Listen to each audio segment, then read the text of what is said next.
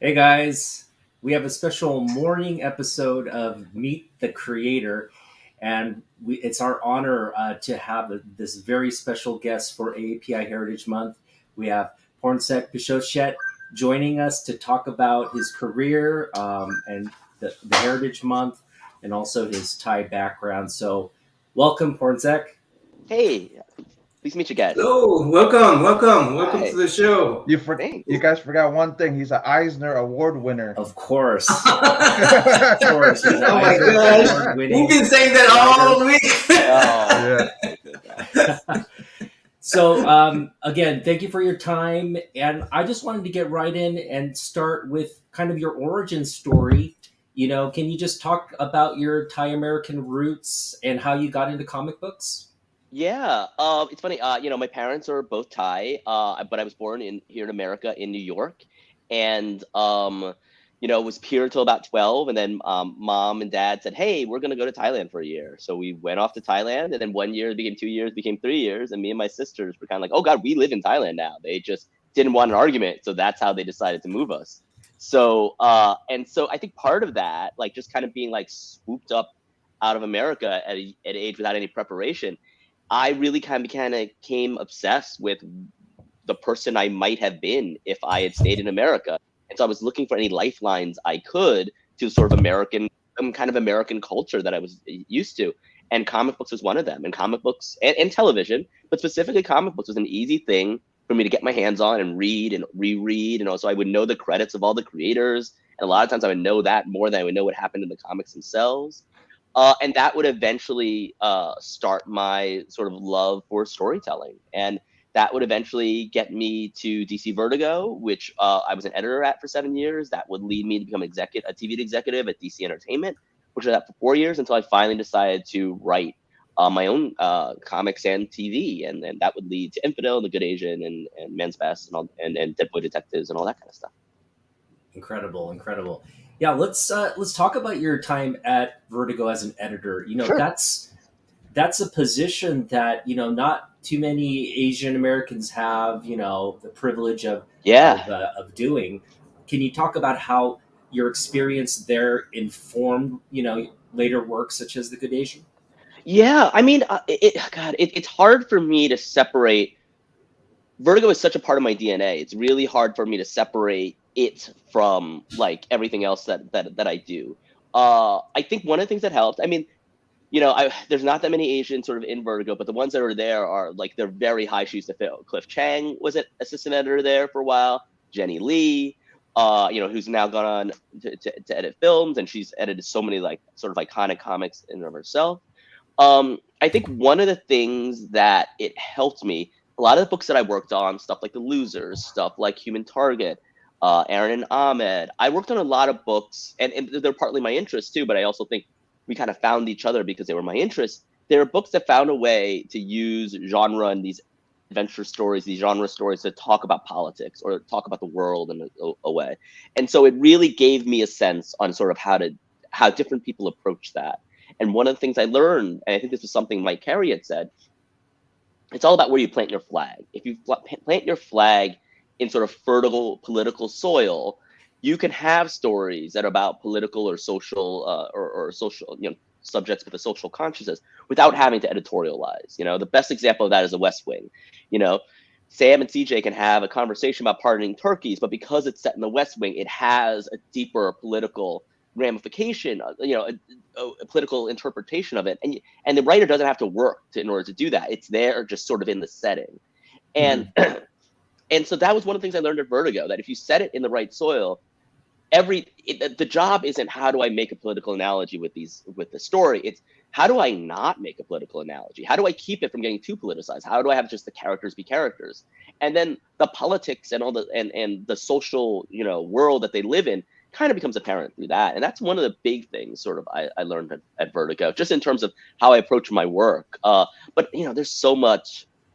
I'm always an editor first, so that comes from Vertigo. If I'm and this happens all the time. If I get assigned an assignment, I want to, I'm constantly like, does the artist have what they need? It feels like the artist will need script soon. Like, do we have a green light on this sort of stuff yet? So I'm constantly thinking like an editor for everything. So it's kind of hard for me to separate my time from Vertigo from everything I do. Yeah.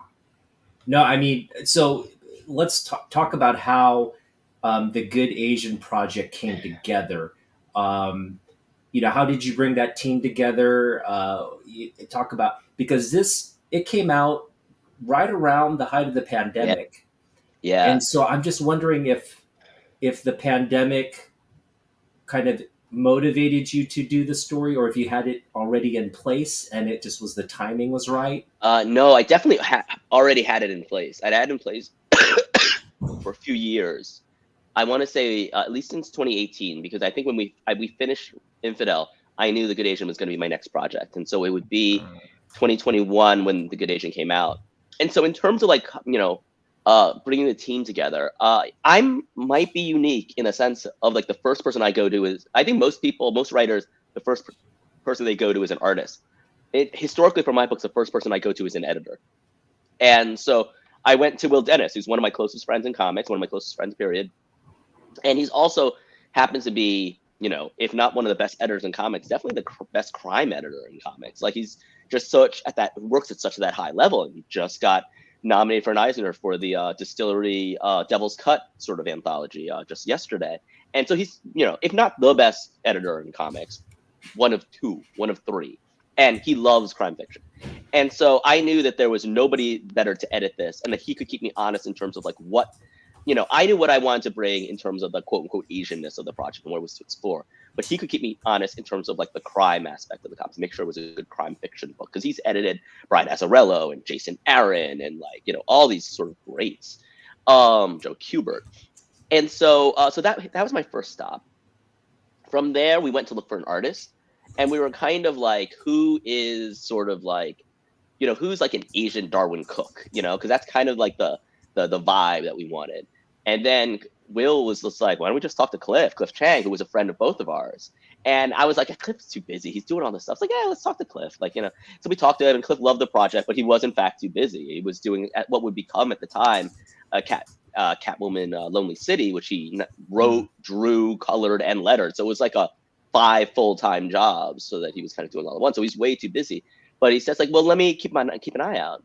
And then what ended up happening is one New York Comic Con, Alexander Tefenki, he was catching up with Cliff, and he's like, yeah, I just finished, working on Outpost Zero for Skybound. And Cliff's like, let me look at your stuff. And Alex had this really fascinating story about how at that point he was like in his mid-30s, he was about to have a kid, and part of having his mom had told him he was about to have a kid, like, you should know, you're adopted. Oh, and by the way, your dad's Asian. You're not like, I think he thought he was Lebanese, or like he thought his mom's African, and he thought he was half African, half Lebanese. He's like, you're not half Lebanese, you're half Asian. Okay, gotta go by. And so he was like, wait a minute, I'm Asian all of a sudden. And so he was, and part of that was like living in Vietnam to kind of get back to that. He was Vietnamese. His dad was Vietnamese, and so he's part Vietnamese, and part of that was him and his wife living in Vietnam to get back to that Vietnamese culture. So he's telling Cliff all of this. And it's like, so yes, it's a really crazy thing. I had to try and discover like what it is to be Asian at this like late point in my life. And Cliff was just like, do I have the book for you? And so that's when Cliff introduced me to Alex. Wow. And we got along great. And then from there, like we went to try to find like the best colorist for Alex, and we gave him a bunch of people. And Lee Lowridge is a guy me and Will have worked with for the past 20 years, and I love Lowridge. And whenever he's in town, we always hang out. He was the first creator I've ever went out to get drinks with in comics. So he's an old friend, and he got along really. And Alex was like, I think this is how I need my stuff to look. Because the thing about Alex is, if you look at his art, especially if you look at the early black and white art for The Good Asian, everything was complete. It was zip-a-tone. It's very hard to color because it's all there. Everything that's there is there. So it's like, how do you add color to it without actually making it worse, without overcomplicating it? And Lee's the genius at that kind of stuff, at setting mood and tone through color. And so he figured out an approach to do that. And Alex was through the moon. Jeff Powell is kind of my go-to. Jeff Powell was kind of my go-to letterer and designer coming from Infidel. So I, of course, brought him on board. Alex was happy with him, brought him on board. And then it was time for cover artists. And then, and for the second time in my career, I told Will, like, I want someone who kind of does what like Dave Johnson does. And Will was like, why don't we just ask Dave Johnson? And I was like, oh yeah, we could do that. And so we asked Dave, and he signed up to be on board. That's awesome. Yeah, I mean, it's such a stylistic. The Good Asian is so stylistically true to that crime noir genre. Can you explain or just expand on why you chose that genre to tell this, sort of tell the larger historical context of the anti-immigration policies? I think part of it is, the big inspiration was, learning about the Chinese Exclusion Act, learning that it went from 1882 to 1943, and being struck by how, like, oh wow, in the 1930s there was a popularity of sort of the Asian crime solver trope. We had Charlie Chan, but we also had Mr. Moto, we had a Mr. Wong detective. It's like, isn't it interesting that became, and Charlie Chan was huge when it came out, and isn't it interesting that it became huge at a time where Asians actually couldn't enter the country, or most Asians couldn't enter the country? So that instantly think like, okay, can I use that Charlie Chan archetype, that Asian crime solver archetype, to talk about all this stuff? And then once you start doing that, it's like, okay, well, the story must be a noir. You look at the tropes of noir, it's like, oh, there's a bunch of stuff that kind of line up really easily. And so, or not easily, but like naturally line up. So it kind of became, a lot of times I think of, and a little bit is inspiration, a lot of it is perspiration, of when you get this idea of, oh, wait, the things I want to talk about line up with the tropes of this genre. I think they can be used to communicate with one another. Mm-hmm. Yeah, and the themes also, when it came out, we were dealing with a lot of anti-Asian hate. Yeah. So when you were promoting the book, what were some of the, I guess, the communication that you wanted people, the audience, to understand about the project? It was really, when we talk about promoting the book, it's hard for me to entirely remember because it was very sort of surreal at that time, and I was very kind of uncomfortable with it at the time. So just to track like the actual breakdown of it, we came out in May in 2021, but we were announced in February of 2021. And the week that we announced was the week the national news broke about, NBC News like reported on the attacks on elderly Asian Americans that were happening throughout the city. So, and that wasn't something I could have planned for. And so, and I honestly, I didn't know how to talk about it, because on the one hand, I felt the pressure to talk about it because not talking about it was part of the problem. But on the same time, it's not like my book was done in reaction to that, because it come out long. The genesis was long before that. It was in the past, so it wasn't totally talking about the present. And so it was. I had a very clumsy sort of period, and hopefully it was more the anxiety on my part than anything that made it to air. But like, I wasn't quite sure. I didn't want to be seen as sort of exploiting what was a still very live problem that was happening just to sell books. At the same time, I didn't feel like I couldn't talk about it either. And I think it took me some time to get to the point where it's just like, what was happening in 2021, and to a certain extent still happens to a degree, was an extension of something that had been around for the past 100 years. And what my book was about was 100 years ago, where a lot of that, and talk about how so much of that formed, and why we don't talk about it and all that. And that would be eventually, as I got through the process of promoting the book, was where I landed. But when it was happening live, I honestly had no idea how to talk about it. And it was a lot of me being like, this feels wrong, but it feels like whatever I did felt wrong. Mm-hmm. Yeah. Jeff, NammaN, did you have any questions? Sure. You mentioned that you went to your editor first. Yeah. When you're talking about this detective aspect of the book, there's actually a lot of history involved. Like, what was it like to be, let's say, a Chinese police officer in Hawaii versus what it's like to be a police officer in California, for instance. Yeah. So all that. Did you knew about this already, or did you have to do the research on these? Or? I researched everything for the book. So editor wasn't the one who helped you do that stuff, right? No. I all that sort of came from me. I would eventually, as you bring up a good point though, along the way, I would talk to friends, and they would introduce me to Grant Dinn, who is my historical consultant on the book. So the way I work, and what I've learned is how I work on these books is, I have a story, and then I see what my holes are, and I try to fill my holes as much as I can through reading and history and all that sort of stuff to try to understand it. And what it's especially happened for this book is there's a lot of gaps in history. And then all I can really do is connect the dots between my research as much as I possibly can to sort of get to fill those dots. And a crucial part of that was my historical consultant, Grant Dinn. And I would ask him, what do this is the whole, like, what do you know about this? He says, sometimes it's, I don't know anything. Sometimes like, oh, you might want to look here. Sometimes, oh, it's this. And so he was really instrumental about sort of helping me navigate. But the bulk of it started with my research.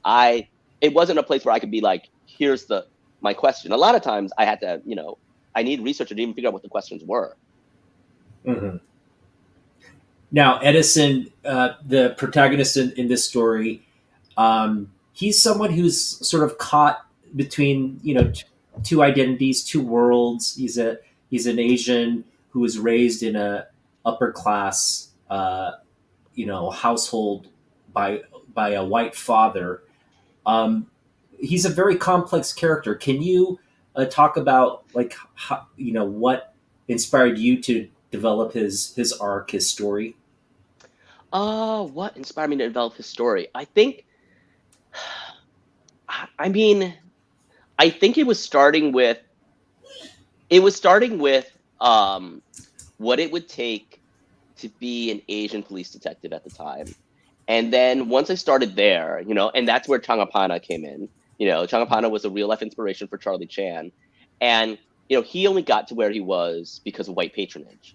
A rich white woman liked him and hired him to be there in Hawaii. There were police that had to do with cruelty towards animals and cruelty towards horses. And so he was hired to do that. And because that was technically part of the police force, he could be eligible. And then someone saw what a good job he did, and they brought him into the police force. But he only got there through white patronage. And so then it became like, okay, so he needed to be someone with connections to sort of a powerful sort of white person. And then from there, it was, what gave you the best story? The best story to me was more someone who was more connected with his life, and so he was raised in that household. And so once I had that as a starting point, then the book became writing the book became an exploration of like, what does that character look like? How does that character exist?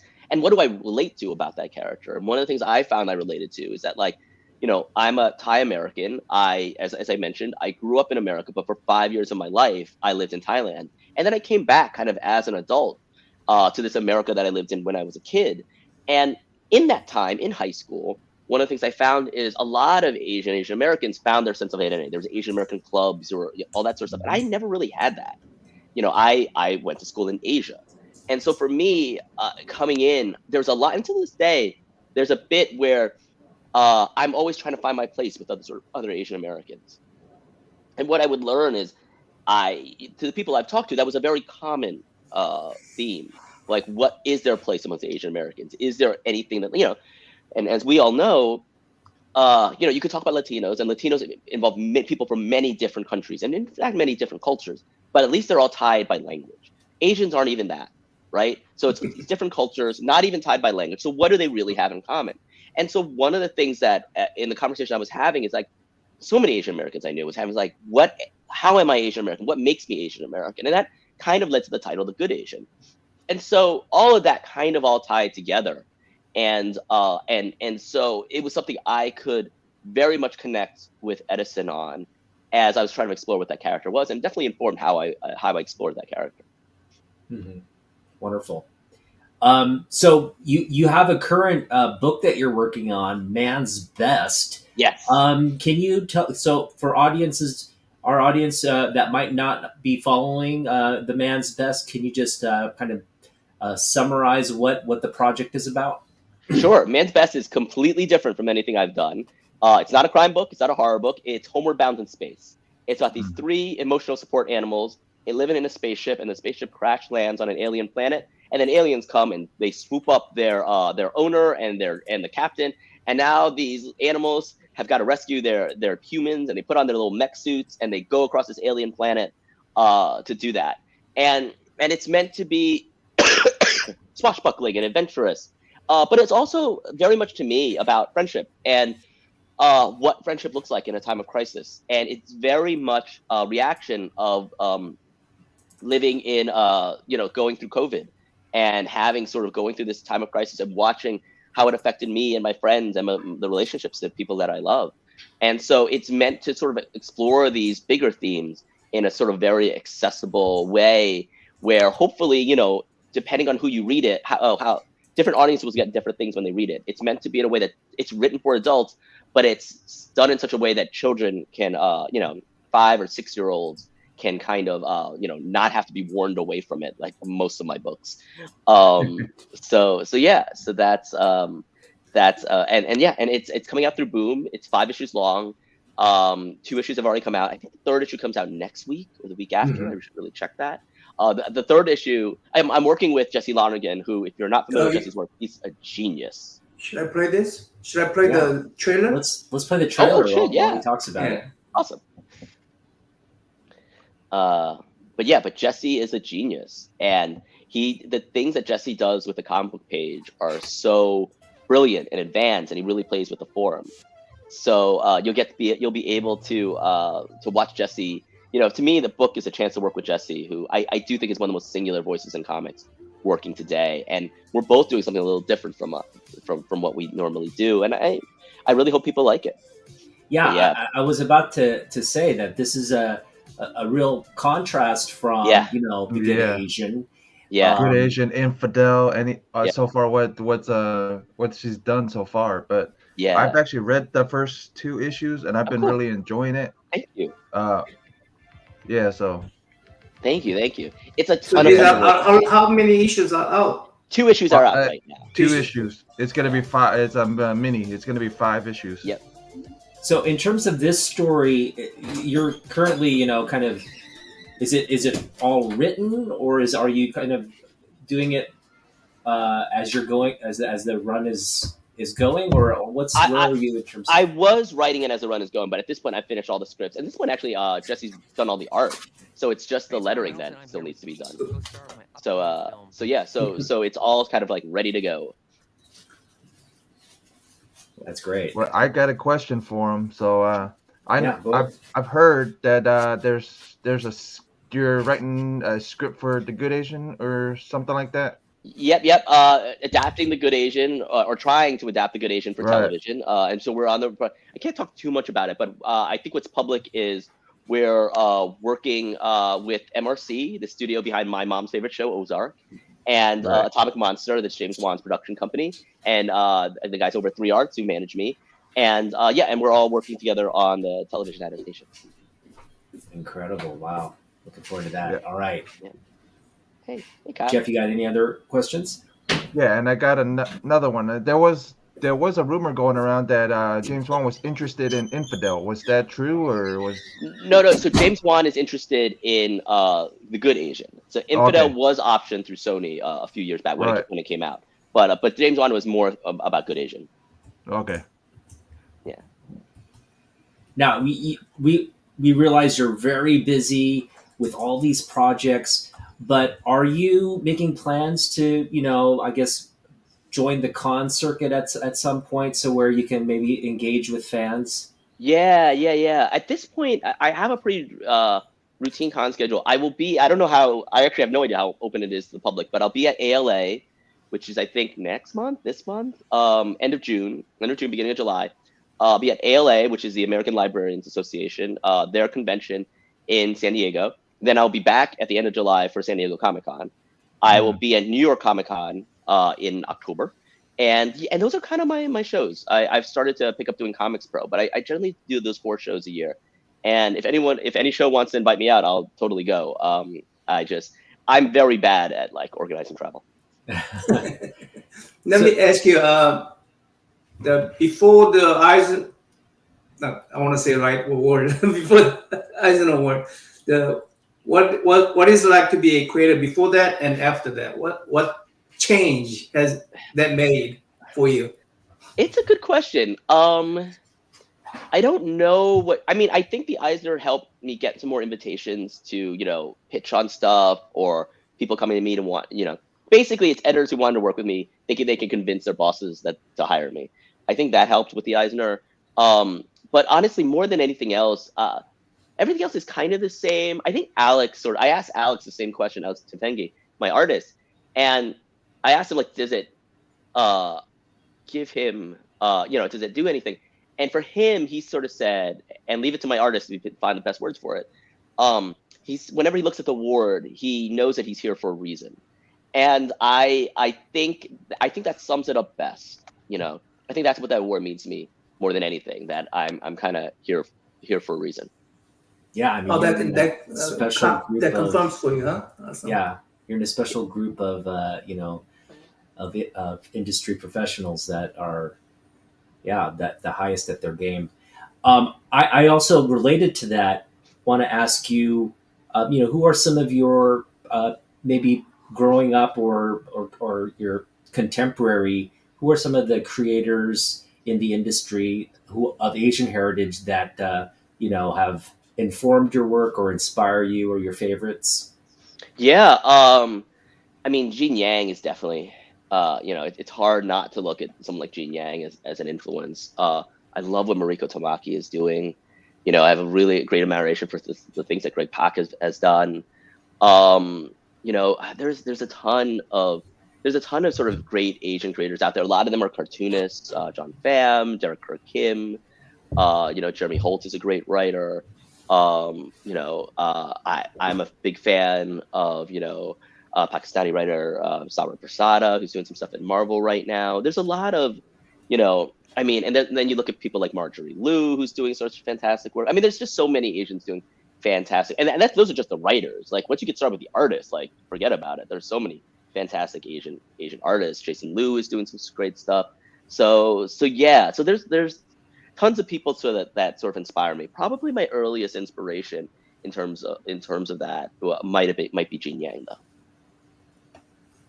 Do you do art as well, or do you just I don't. Can't draw to save my life. Just made me realize I have a wrong label for you. I'll change that, but I need to change it to writer or creator. Totally fine.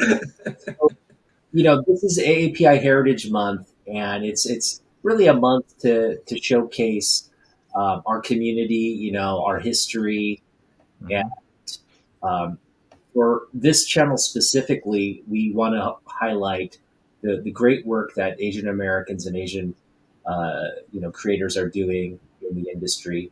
What does the month mean for you personally?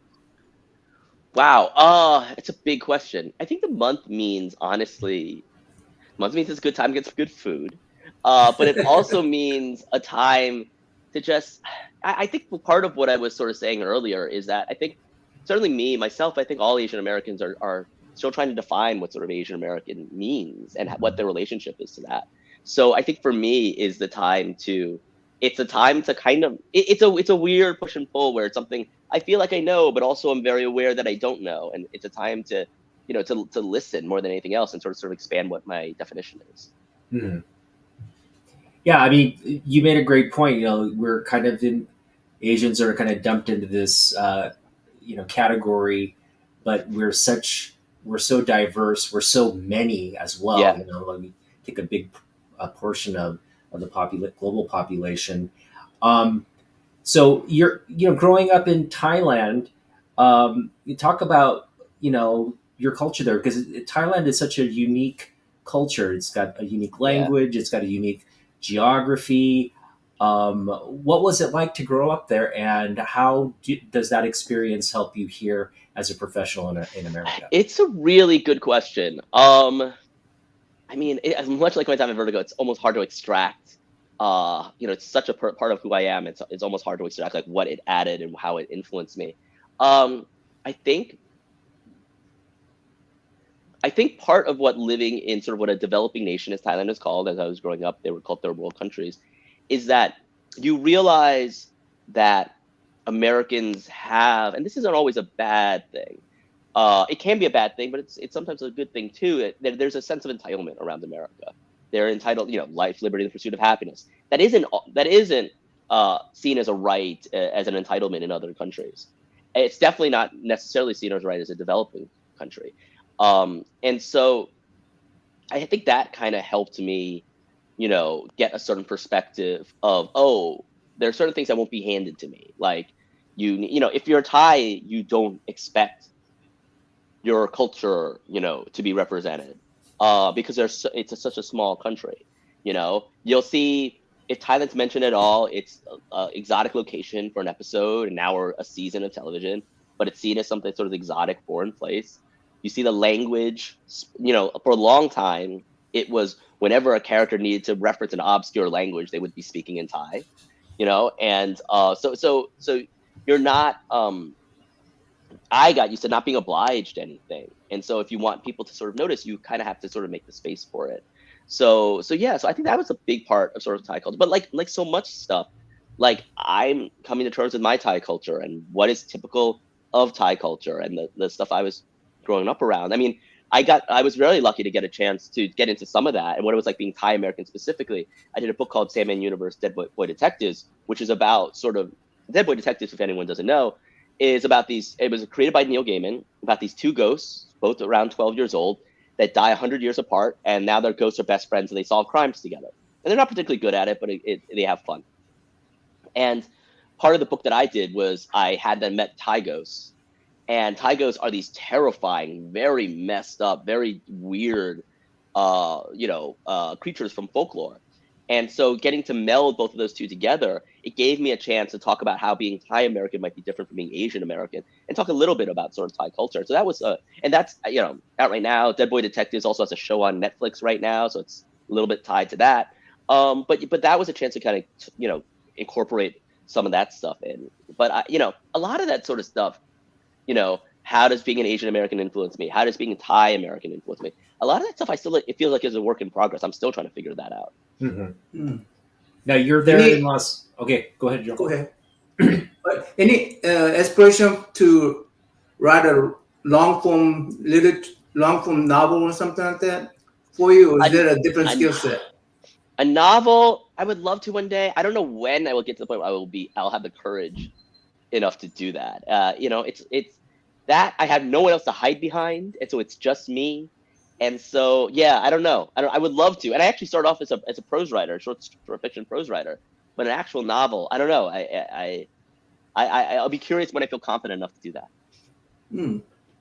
So you think there's quite a different skill set between the comic book writer to Yeah. I mean, comic book is so much about collaboration. As a novelist, it would be just me. Also, it would be so much more time. Yeah. Okay, so like visualizing, you actually collaborate with the artists to visualize things and stuff? Yeah, as much as I can. In all my scripts, I usually pull reference. And again, it's never that they need to base on what I pull my reference on, but it's just so I can see it vividly in my head, so I can do all the choreography and all that kind of stuff. Oh, you do the choreography, okay. Well, I do part of I suggest the choreography, and then I just want to make sure, excuse me, I just want to make sure whatever I'm telling my artists isn't impossible. So I try to figure out the choreography so I at least know, okay, this isn't impossible. And then they'll come back and say, you forgot about this, and this is why it's impossible. And we'll go from there. Oh, cool. That's cool. Now you're there in Los Angeles, and you're, what's, I guess, life like outside of work? Are you, what's the Thai community there like? Thai American community there like in Los Angeles? Who are you connected with?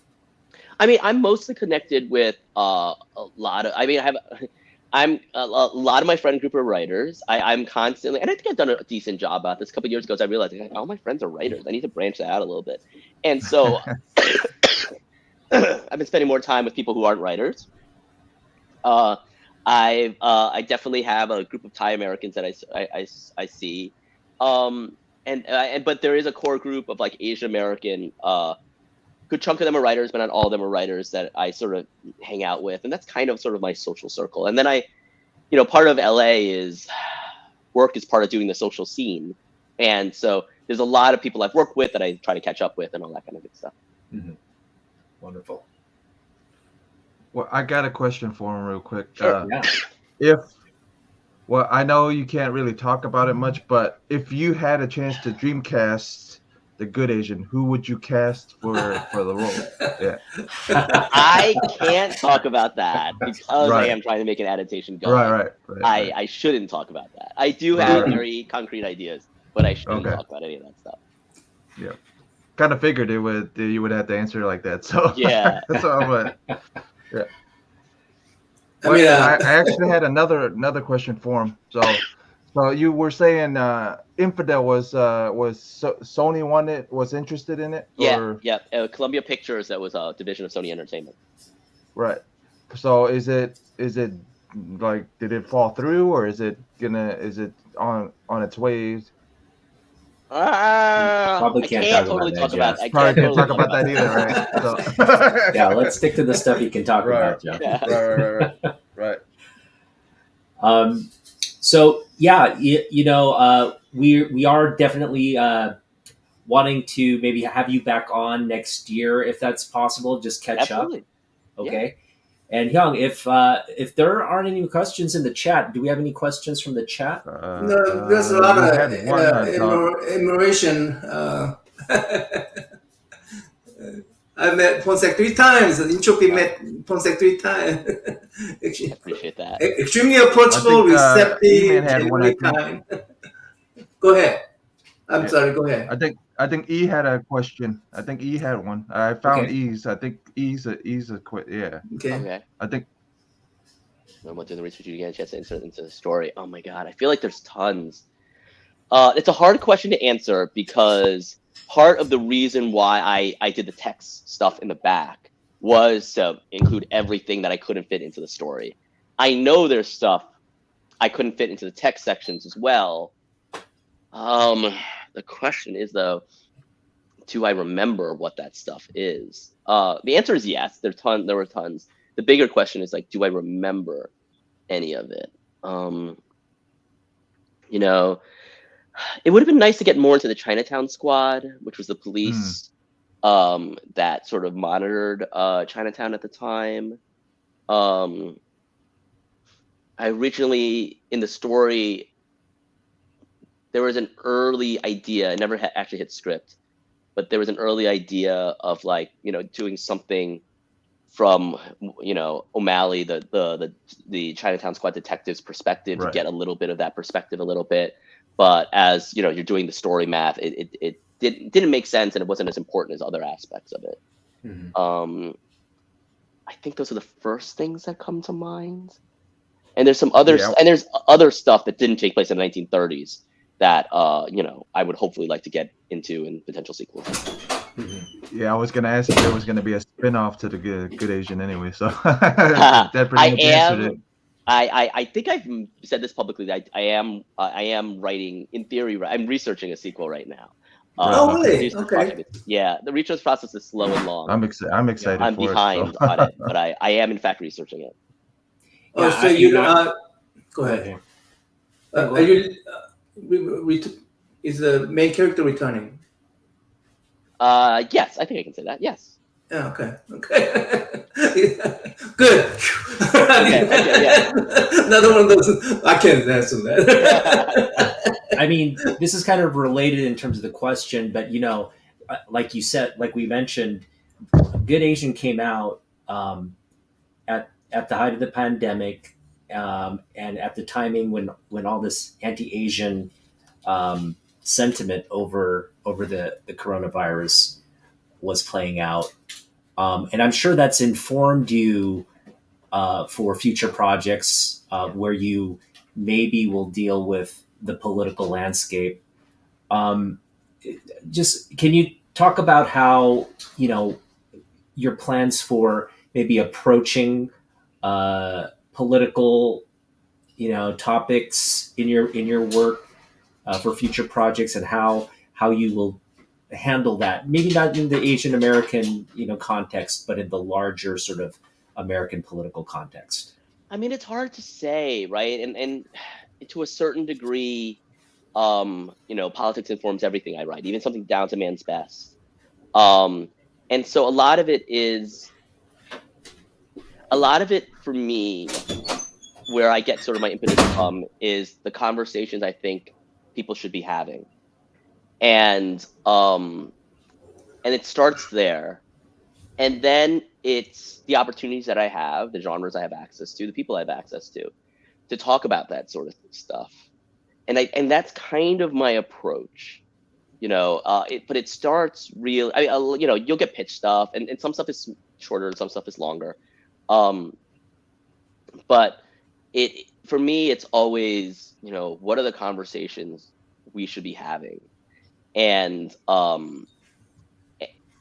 knowing which projects allow you the room to talk about that and which ones don't. It's funny, I'm saying this almost to myself because I'm in the process of pitching on something, and part of me is just like, I don't want to pitch this unless I have something to say, and I don't want to pitch this unless I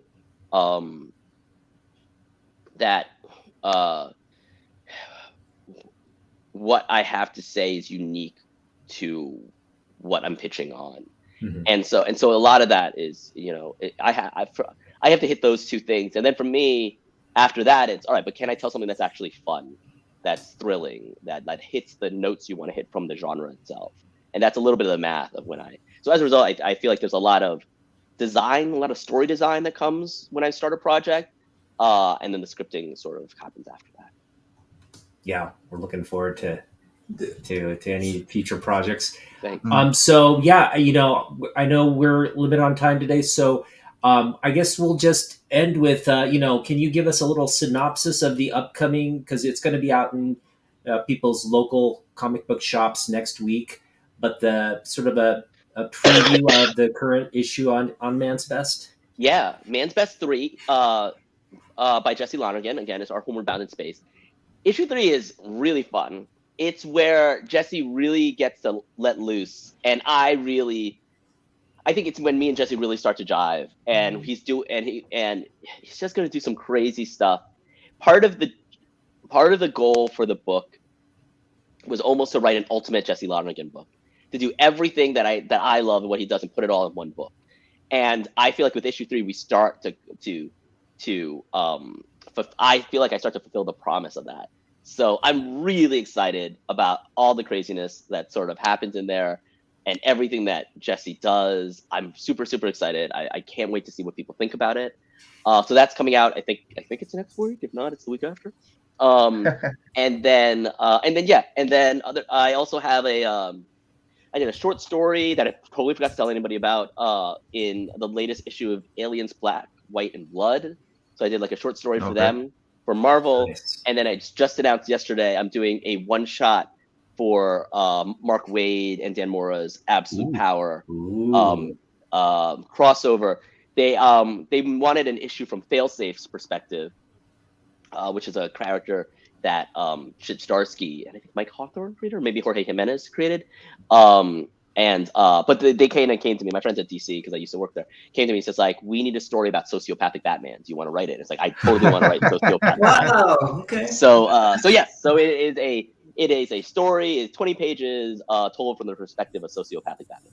Wow. Well, I got one more I got a question for him anyway. So what hero would you want to write for one sec? Like any hero. God. Let me see. There are characters I would love to write. A lot of it comes if I had time, but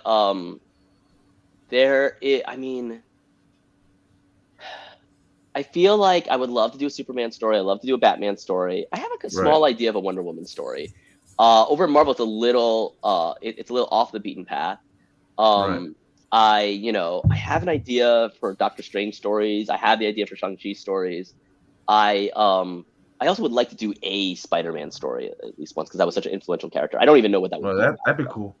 Yeah, I don't even know what that would be about. I'd be interested in your Shang-Chi story. Yeah. It'd be fun to play around with some of that stuff. All right. Okay. One more question before you go. One more question, okay? I know you're not supposed to self-insert yourself in your stories, but how much of a self-insert you had in the Asian, Good Asian? I mean, there's a lot of myself in a sense that both me and Edison are trying to figure out what our place in the larger Asian community is. So I very much related to that there. I'm hopefully not as morally compromised as Edison is. Probably hopefully haven't done as much problematic stuff as he has. But a lot of his needing to fit in and trying to measure his worth through white culture, I relate to, and I feel like it's something all Asians can kind of relate to a certain extent. So there's a bunch of stuff that I think we overlap on. All right. Well, Pornsak, thank you again for your time. Eisner. I do have a question that can we play your trailer as an exit? I think so. I don't see why. I mean, technically it's not my trailer, it's Boom's trailer, but I don't see why not. Okay, let's play that, Otaku. Can you put that up and let's play that and let's say goodbye to the chat for coming up. Yeah, thank you again, Pornsak, for your time. Eisner Award-winning creator, Pornsak Pichestshote. Check out. I got one more question for him though. How's it to see your the Good Asian hardcover now since you posted it? That's true. Yep.